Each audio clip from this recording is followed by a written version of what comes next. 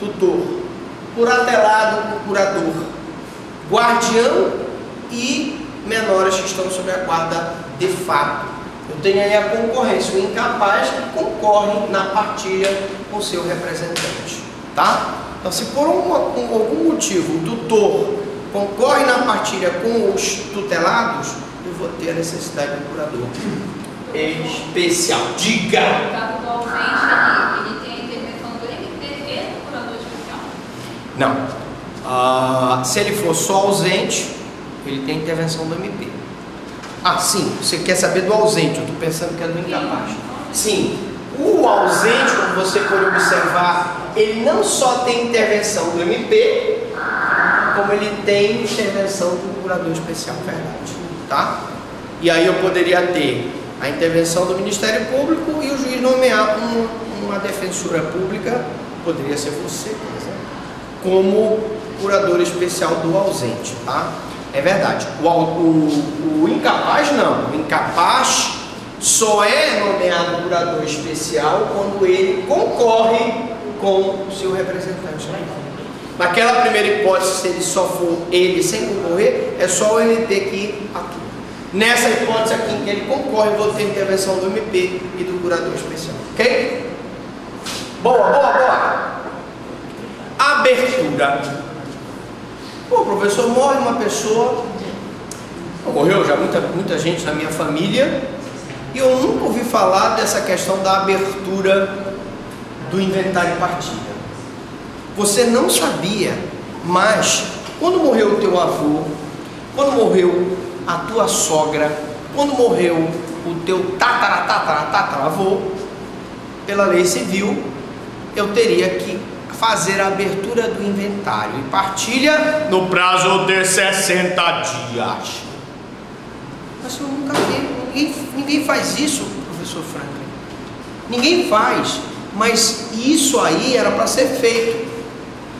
Porque tem toda uma problemática se você não faz o inventário e partilha. Por exemplo, como é que tu consegues passar um imóvel que está no nome do teu pai para ti? Quantos aqui tem escritura pública que ainda estão no nome do avô? Passou de pai para filho e etc, para neto. Você não consegue. A não ser que depois você use o capião, vá lá na CODEM, tente administrativamente, mas é bastante complicado. Porque você não vai conseguir fazer a transmissão inter vivos de um fato que ocorreu por transmissão causa-morte. Começa por aí. E toda uma série de repercussões que poderão advir. Teu avô tinha um filho bastardo, que tinha direito. E aí? Ele vai ficar sem o direito? Não foi aberto o inventário, não foi dividido. Continua no nome do decurso, tudo. E o filho bastardo não vai ter direito? Então tem uma série de implicações. Mas então aprenda, vocês que são estudantes de direito, você que está fazendo concurso público, você que vai fazer o labê, rapaz inteligente, que a abertura do inventário da partilha se dá no prazo de 60 dias contados da morte do autor da herança, de cujo falecido, que bateu as botas, bateu o cacau. Diga. Mas o prazo no Código Civil atual é de 30 dias, né? No Código Civil atual não, eu estou falando aqui da abertura do inventário e da partilha. Mas a gente está dando sucessões de direito civil. E o Medrano falou que o prazo no CPC é 60 dias. Mas no Código Civil, para a abertura do inventário, é de 30 dias. Aí prevalece o Código Civil por ser mais recente. Sim, mas aqui, veja bem, nós estamos dando aula de processo civil. No processo civil, para você entrar com inventário e partilha, diz que são 60 dias. No Código Civil, diz que são 30. O Código Civil é de 2002. Esse dispositivo do Código de Processo Civil é de 74. O que dizem é porque o Código Civil é mais novo, e teoricamente abraça tendências de mais celeridade, prevalece os 30 dias do Código Civil. Mas no Código de Processo Civil são 60 dias, contados da morte, contorno da herança. E se eu não entrar no prazo legal, sob pena de multa e instauração de ofício. Por que multa? Porque se é uma obrigação dos herdeiros legítimos e testamentários para entrarem com a ação, se ele não entra, não tem pagamento do imposto causa-morte para a fazenda quer morder o dinheirinho do imposto. Se ele não entra, eu não consigo transferir do decujus para as outras pessoas. Fica esse eterno vácuo. E aí pode haver a cobrança de uma multa se ele não entrar no prazo legal. A despeito desse questionamento dos 30 dias ou dos 60 dias, eu quero só deixar uma coisa bem clara para vocês. É muito pouco tempo. 30 dias do Código Civil e 60 dias do Código de Processo Civil, se você for analisar, é muito pouco tempo. Primeiro, porque a maioria das pessoas não sabe que tem essa obrigação legal. Segundo, em 30 dias tu não conseguiste, pela burocracia que existe no Brasil, não conseguiste nem resolver o mínimo do...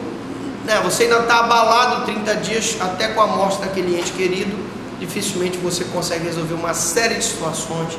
No caso, ele deixou a aposentadoria para você passar a aposentadoria para o cônjuge sobrevivente, ele deixou pendências para pagar, coisas para receber, e você não consegue em 30 dias fazer, a não ser que você realmente seja uma pessoa bem instruída e tenha, vamos dizer, muito preparo emocional para que naquele prazo mínimo, eu diria que até o prazo de 60 dias é um prazo muito pequeno para que a gente possa entrar esse inventário partido, tá?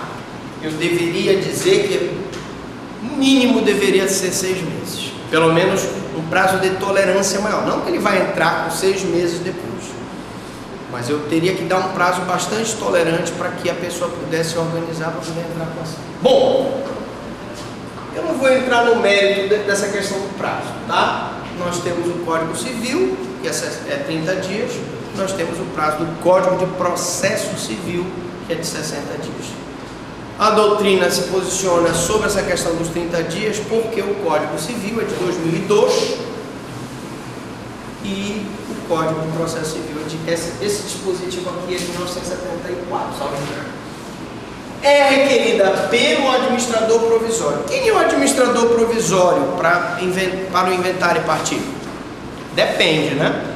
Pode ser o cônjuge sobrevivente, pode ser o filho mais velho ou um dos filhos, pode ser o ascendente, se todos os filhos do decúgio forem menores e ele não tiver mulher ou ela não tiver marido, né? Mas esse administrador provisório, ele independe de nomeação do juiz.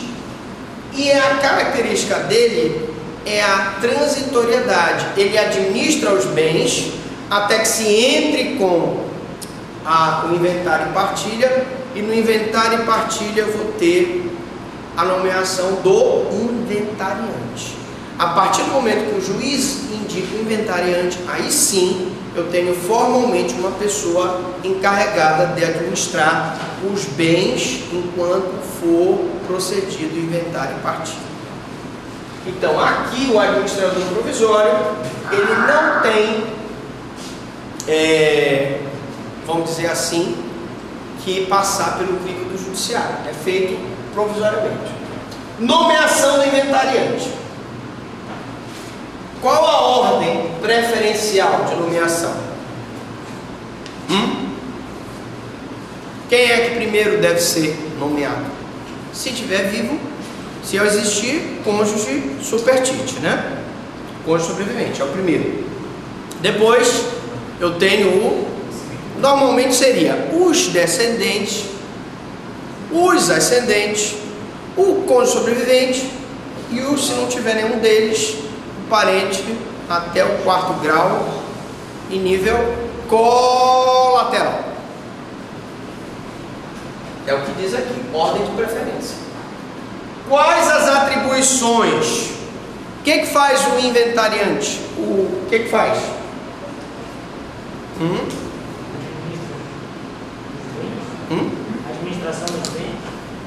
ele administra os bens, ele representa o espólio em ações judiciais. Se alguém entrar com uma reintegração de posse, manutenção de posse, ele vai representar o espólio. Ele que tem legitimidade para entrar com a ação de alvará judicial, para resgatar, por exemplo,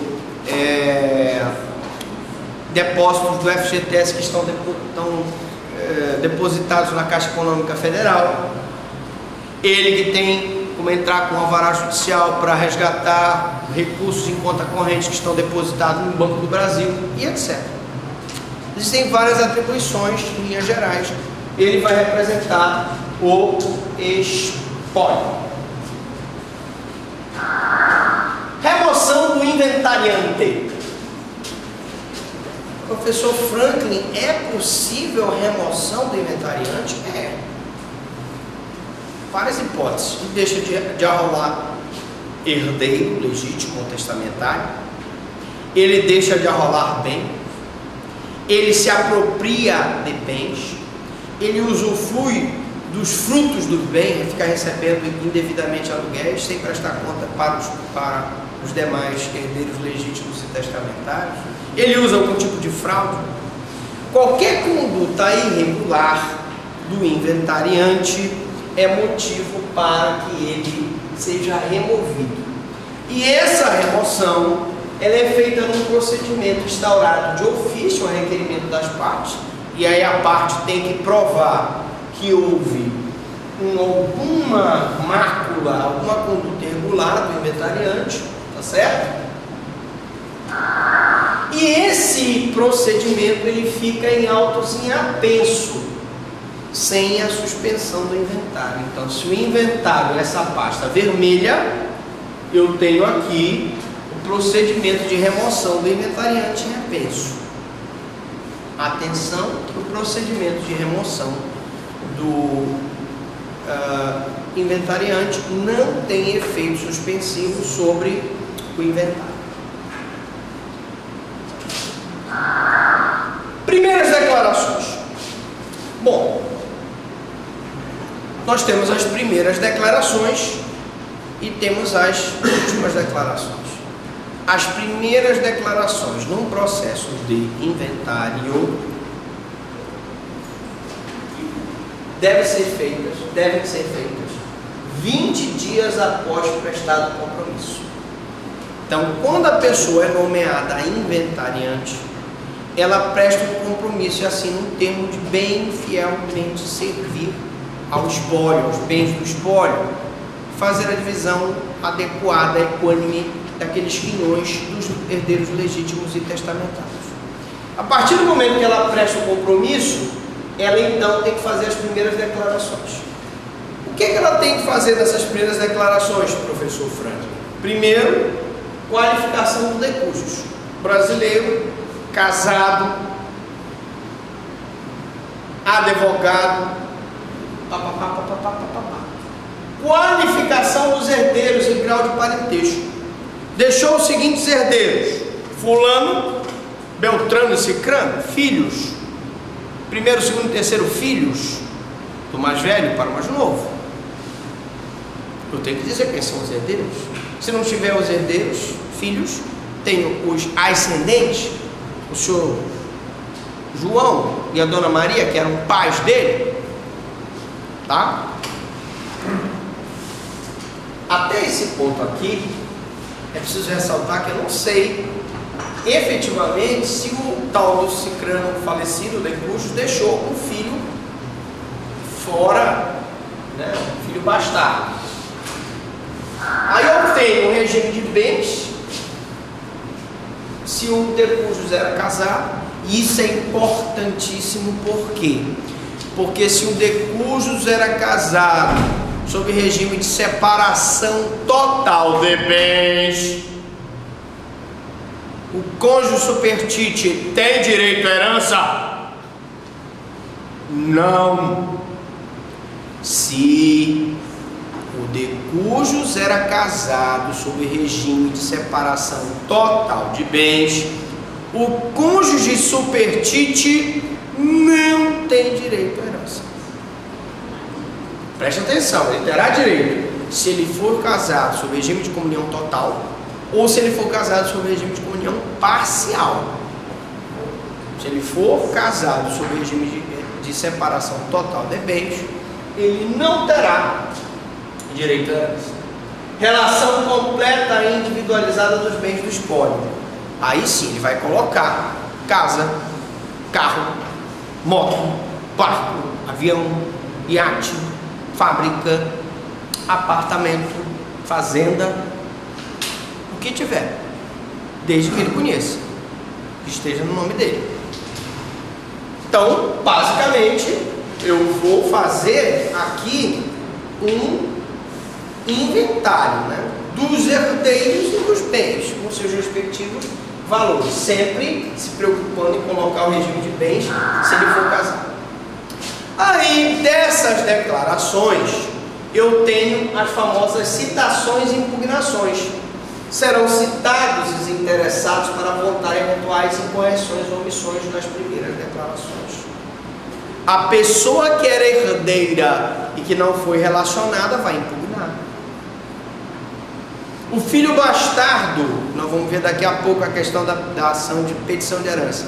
O filho bastardo é filho e não foi reconhecido, mas ele é filho. Ele está entrando com uma ação de investigação de paternidade. Ele está pleiteando através de uma petição de herança.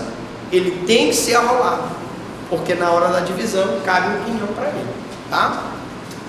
Então, apontar eventual incorreção ou omissão. Tem um detalhe aqui. Para que se oponham à nomeação do inventariante ou para contestar a qualidade de herdeiro. Ele pode se opor à nomeação do inventariante. O filho pode se opor à nomeação da mãe. A mãe pode se opor à nomeação do filho. O filho pode se opor à nomeação de outro filho. Ou o filho pode se opor à nomeação dos ascendentes. E assim sucessivamente. Tá? Desde que fundado em argumentos jurídicos. E outra coisa também interessante é que aqueles herdeiros que não residirem no foro do inventário serão citados por edital. Como é assim, professor? Vou explicar. Imaginemos que o Decujus morava no Rio de Janeiro. Os bens estavam em São Paulo. E ele falece em Minas. Já explicamos toda essa questão da competência. Você descobre que realmente o domicílio dele era no Rio. Entra o inventário e partilha no Rio de Janeiro. Mas tem herdeiros interessados, residentes no Ceará, na Paraíba, Roraima, no Mato Grosso. Essas pessoas, como não são residentes no foro do inventário, serão citados por edital. E isso é importante fazer por quê? Porque a irregularidade na citação por edital gera nulidade absoluta, ou violação do princípio do contraditório, não da defesa. Tá? Então, cuidado com isso aqui. Colação. O que é colação? Você vai perguntar assim, mas professor, colação é? Colação é na prova, a gente faz aquela colação total. Essa sala aqui? Não?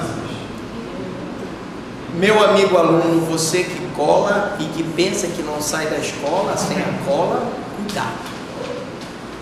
Porque, como diria Renato Russo, a pior mentira é a mentira que você mente para você mesmo. Porque aqui você cola. Mas, quando você for fazer um concurso público, quando você for fazer uma prova da OAB, você não vai conseguir colar. E quando você descobrir que você saiu da faculdade, e mesmo tendo oportunidade, bons professores, e que você não aprendeu nada, você não sabe nada, aí a dor na consciência vai bater. Tive aquela oportunidade, aquele bom professor, que ele ia todo dia, não faltava, o desgraçado não faltava, mas eu não valorizava, não procurei estudar, e agora eu não sei nada. Sou um badameco, tenho um diploma de direito e sou, sei lá, com todo respeito aos taxistas, sou um taxista. Sou um mototaxista. Tô na rua, tô na pista. Não tô no palco, mas na estrada. Eu sou um artista. Mas você deveria ser um artista das áreas jurídicas. Mas eu não sei nada, professor. Eu passei colando. Então, cuidado. Nossa colação aqui não é cola. Colação aqui é o cidadão que recebeu em vida um legado e que nesse momento do inventário é obrigado a fazer a colação. Ou seja, no prazo para impugnações, as primeiras declarações, o herdeiro é obrigado à colação. Conferirá por termos altos o bem. Que bem? O bem que ele recebeu, se já não os possuir, trar-lhe-á o valor. Ele recebeu o legado. Eram as 3 aqui. As 3 amantes de Odorico Paraguaçu, está aqui. Elas eram as herdeiras. Uma delas, mais amada, mais querida por Odorico, recebeu um apartamento. Tinha deixado 3. Ela tem que trazer aqui o apartamento. Se um pai antecipa a doação de um imóvel para um filho, esse filho tem que trazer esse imóvel doado em vida à colação, que pode ser considerado uma antecipação da legítima. Vocês aprenderam isso em direito da sucessão. Então ele dá o imóvel, eram 3 imóveis que ele deixou como herança. Deu um para o fulano, os outros 2 não receberam. O fulano traz aquele imóvel à colação e aquele imóvel pode ser considerado antecipação da legítima. Já recebeu a herança dele em vida, os outros 2 vão receber os 2 imóveis e assim está resolvido o inventário e partilha. Né? Avaliação dos bens. Presta atenção para nós não nos perdermos, né? Vamos lá. Eu até deveria ter apagado isso aqui, mas não apaguei. Então me desculpem. Vamos aqui fazer rapidamente o cara morreu. Que existe uma morte. Consequentemente, eu vou ter, no prazo de 30 dias do Código Civil ou de 60 dias do Código de Processo Civil, abertura do inventário e partilha, que pode ser feito pelo cônjuge, descendentes, ascendentes, ou, não havendo, parentes até o 4º grau em linha colateral. No inventário, eu vou ter a nomeação. Primeiro eu tenho uma pessoa que fica aqui provisoriamente, né? Depois eu tenho a nomeação do inventariante e vai fazer as primeiras declarações. Como foi feita essas primeiras declarações? No prazo de 20 dias da assinatura do termo de compromisso de inventariante.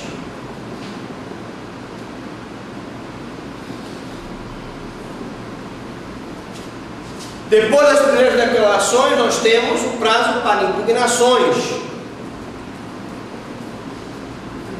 Essas impugnações têm como objetivo impugnar a qualidade de herdeiro, impugnar dizendo que não foi arrolado bem.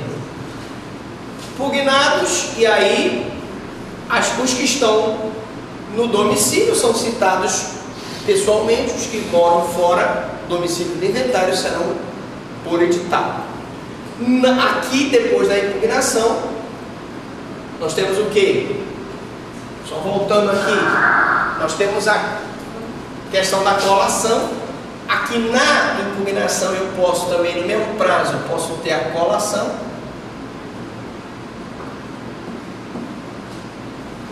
E aqui vou ter o que a gente chama de avaliação. Avaliação dos bens. Qual é o propósito da avaliação? Tem como objetivo determinar o montante possível a possibilitar que a fazenda pública proceda do cálculo do imposto mortis causae. Imposto causa morte, a fazenda quer morder o imposto. Você, de cujos faleceu, os herdeiros vão receber, mas você tem que pagar a fazenda. Essa é a avaliação dos bens. Aquele valor, X% vai ser retirado Y% para a fazenda pública. Fazenda. E finalmente, depois da avaliação, eu tenho as últimas declarações. Últimas declarações. Opa. Última declaração.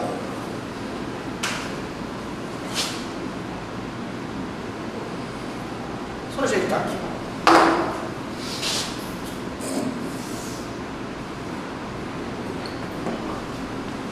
E esse é o ato processual pelo qual se põe fim à fase do inventário de bens. Faz-se necessário o termo, tem que corresponder exatamente ao acervo hereditário, ou seja, eu relacionar absolutamente todos os herdeiros e relacionar absolutamente todos os bens. Para poder fazer a partilha dos bens para cada herdeiro, seu quinhão respectivo. Então aqui são as últimas declarações. Houve um período para impugnar as primeiras, se consertou aqui, avaliou aqui, fez as últimas declarações aqui, e aí nós temos a partilha. Finalmente, o último tópico é a partilha. Partilha. E aí eu tenho um pedido de quinhões. O herdeiro vai dizer: olha, senhor juiz, é o seguinte, eram era um terreno de 100 mil reais. Nós éramos 5 filhos. Então tem que se dividir 20 mil para cada um. Não é isso? Ele vai pedir o quinhão dele. Tira-se o que é da meieira, se tiver meieira. E o resto vai se dividir entre os herdeiros legítimos e testamentários. Esboço de partilha. O que é o esboço de partilha? Fizeram os quinhões, né? Cada um fez o seu pedido de quinhão. Se faz o esboço de que vai ficar cada qual o seu quinhão. Esse é o esboço de partilha. Temos a manifestação dos interessados, é a última oportunidade para que ele possa impugnar um eventual erro de falta de bens ou falta de herdeiros aqui, do MP, nas hipóteses em que ele funciona como custos légios, nós já vimos, estiver ausente, incapaz, né? E finalmente a fazenda pública, que também se manifestará se o imposto está correto, e é feito então o julgamento dessa partilha, que se torna muito mais fácil se a partilha for amigável, se torna extremamente difícil se a partilha for litigiosa. E evidentemente que essa decisão judicial transitada em julgado faz coisa julgada material. E por isso é que nós vamos ver que essa decisão da partilha, fazendo coisa julgada material, só pode ser revertida após o trânsito em julgado e no prazo de 2 anos, através de uma ação rescisória. Ao passo que, se for feita através de escritura pública, através de uma partilha extrajudicial, como é ato jurídico, não é coisa julgada, eu posso anular essa partilha extrajudicial como uma ação de anulação de ato jurídico. Então não se esqueçam disso, que na prova poderá vir pergunta de prova. Partilha judicial se rescinde com a ação rescisória. Partilha extrajudicial feita em escritura pública em cartório se anula através de uma ação anulatória de ato jurídico, baseado na falta de alguns dos requisitos do ato jurídico: agente capaz, forma prescrita em lei.